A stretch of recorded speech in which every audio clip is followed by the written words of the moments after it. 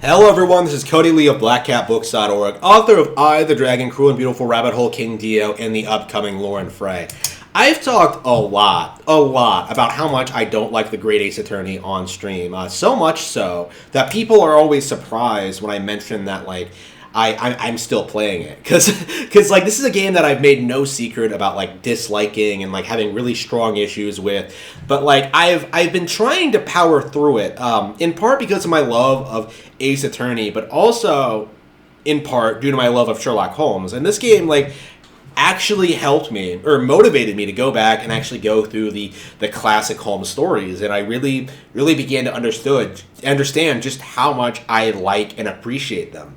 They are good shit, and I've been like going through all of them and giving a brief synopsis on my channel. The Great Detective series, I've been talking about their strengths and weaknesses and things I find enjoyable about them. There's a lot of stuff to talk about when it comes to Holmes. Like, there's a reason this is Holmes is such an iconic literary character.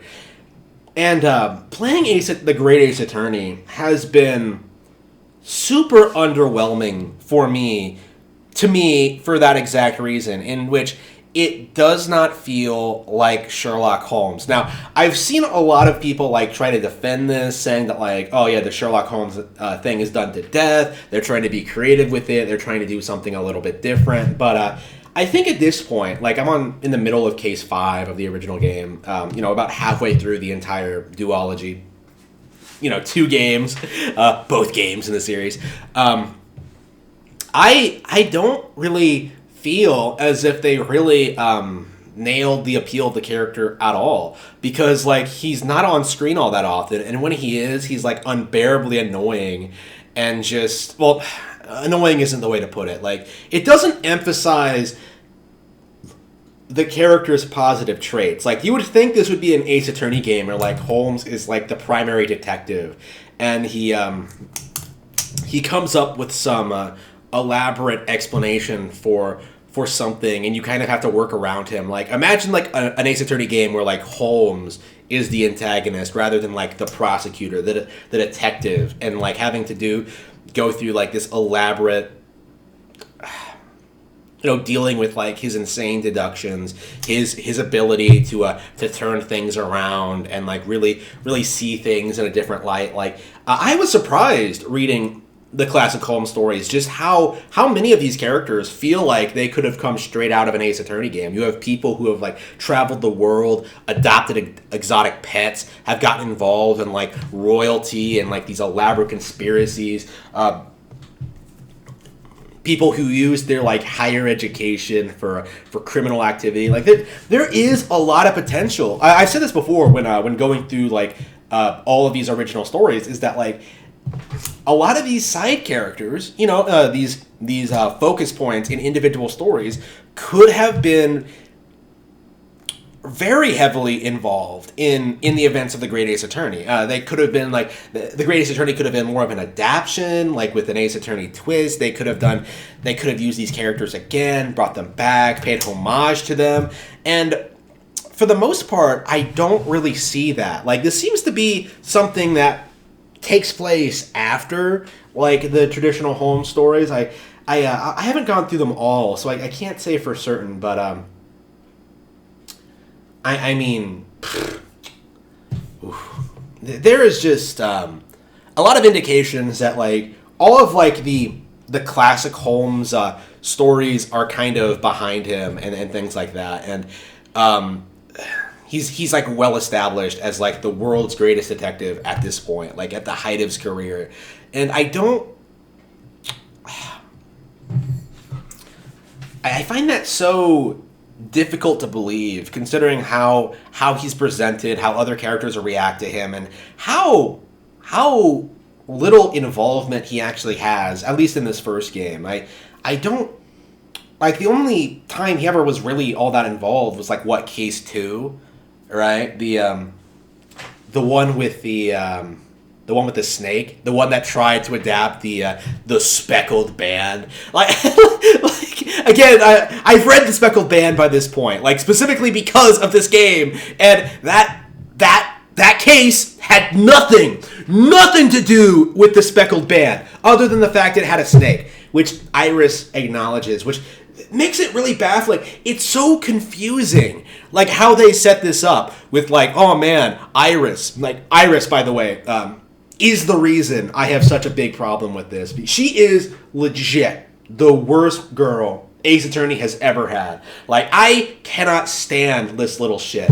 Like, her talking all this shit, like, all this crap about, like, oh, yeah, I completely made up all the Holmes stories, and I wrote it, and I published it, and I made Holmes a star, and I'm a gadgeteering genius, and I'm a better detective than he is. Like, it's so ridiculous how they present this character, especially when you realize that the shit that like she's talking about like isn't actually true. Like when you first meet her, she tries to make it sound like Watson isn't a real character, right? She tries to make it sound like, oh yeah, I larp myself as I try to pretend I'm an older, I write myself as an older British gentleman for like to make it like more realistic or some shit. Like it makes it sound like she is Watson when that's not actually true. She's like Watson's daughter or some shit. Like again, I'm not like super far enough into the game to like really know how this plays, like what the deep lore behind this character is. But I don't care. I will be glad to see the last of this bitch because she fucking sucks. She takes attention away from like Ryunosuke, from Susato, from fucking Holmes himself. Like there is no redeeming from Watson. Like we are at the end of the first game here, like case 5, and we've learned nothing about like why Watson was in Japan and why he was like a professor of medicine at Ryunosuke's college. They haven't gone into that at all, and like, why the fuck was Watson in Japan? Like, fucking really. And, like, Holmes just happened to be on, like, the cruise ship. Like, there are so many, like, weird coincidences in regard to, like, where Holmes is and, like, the things he does. I've noticed this. It makes me think that, like, there's a lot more going on than, like, they've implied up to this point. Like, and they haven't really acknowledged it. And I'm worried that it's going to lead to the game being super, super contrived. Like, it's going to legit rip off Professor Layton and just come up with, like, the most asinine, ridiculous plot twist imaginable. Like, Holmes was evil all along. Like, Holmes was Professor Moriarty or some shit.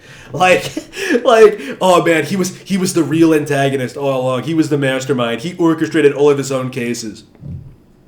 I don't know if it's gonna do that. That would be super, super retarded. I would hate that.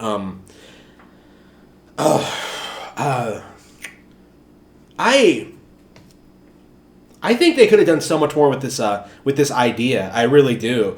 Like, I love this kind of stuff, right? Like, I love the setting. I love the history. I love the character. I love, like, this period of literary fiction in general. But I just don't think they did all that good of a job of just implementing it into an Ace Attorney game, for the most part. Like, there are things I like about the trials and stuff like that. Like, the jury system is welcome. But they kind of abuse it a little bit with, like, everyone jumping the gun all the fucking time.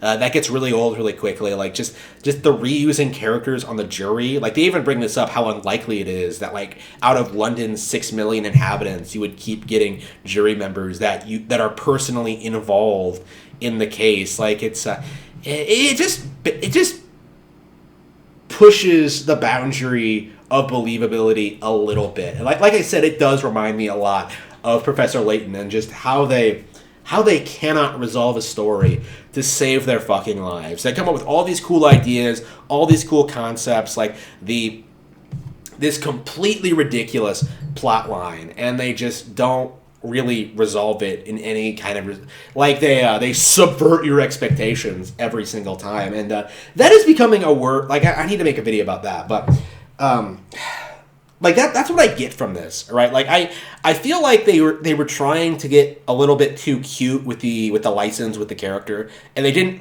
really stick to what made the character appealing to begin with, right? Like, I don't find myself interested in the overarching mystery at all, right? all of these cases, like I would say every single one, goes on too long. They're often contrived. They don't resolve in a satisfying way, and like you keep moving in directions. The plot keeps moving in directions that I don't really like. Like, I didn't care for Gina as a character. She shouldn't be the focal point for the final case of the game.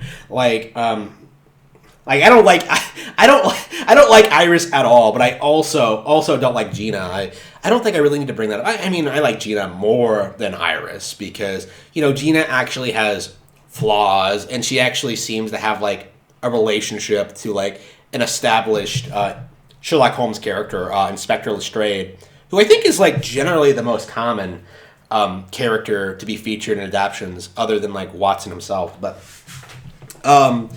yeah, that was kind of interesting. I prefer what they did with Gina, to what they did with Iris, all right? Like, more Gina, less Iris. And, like, the thing about Gina is that, like, she's just in focus too much. You get too much of her. Like, I got sick of her routine of just, like, I don't trust grown-ups. I hate them. You can't trust a lot of them. And I'm just like, dude, you're, like, 17. Like, you're basically a grown woman. Like, you're too old to be rambling about, like, how much you hate, like, society and shit. Like, like, damn. Like, shit, get a job. Like, do something with your life. Like, you're just sitting in the West End. Like, probably LARPing as the Baker or Street Irregulars, who, by the way, do not appear in this game, or at least haven't yet, which is kind of odd. But there are just like there are things to like about the game for sure. Like I said, I enjoy the interest. I do like the character interactions. I do like some of the ideas, but I think as a whole, I keep finding myself like saying that this is a very, very flawed experience compared to Ace Attorney 6, which I loved, other than like Case 6-4, which was kind of fillerish. I can't stand filler cases in Ace Attorney games.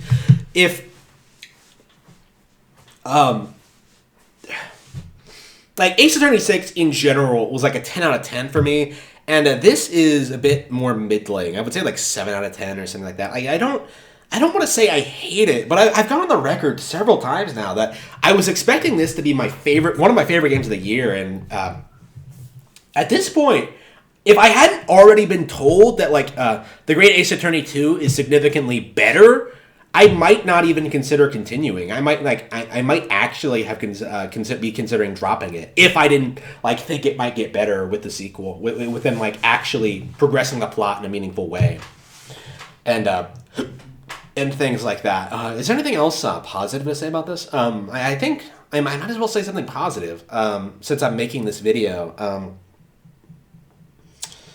I can't think of anything.